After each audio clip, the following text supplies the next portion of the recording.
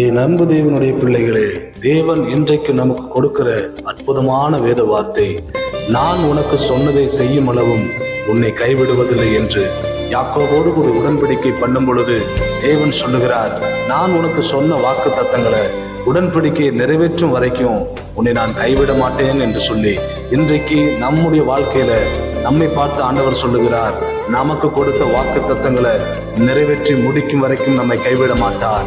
யாக்கோபுக்கு வாக்கு பண்ணினவர் அதை நிறைவேற்றி முடித்தார்.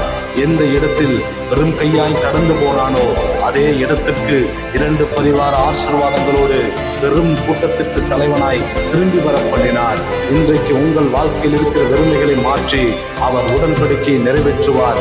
அவர் சொன்னதை நிறைவேற்றும் வரைக்கும் உன்னை கைவிட மாட்டார். வாக்கினால் சொன்னதை கரங்களால் கர்த்தர் கண்டிப்பாக நிறைவேற்றி முடிப்பார். விசுவாசத்தோடு காத்திருங்கள்.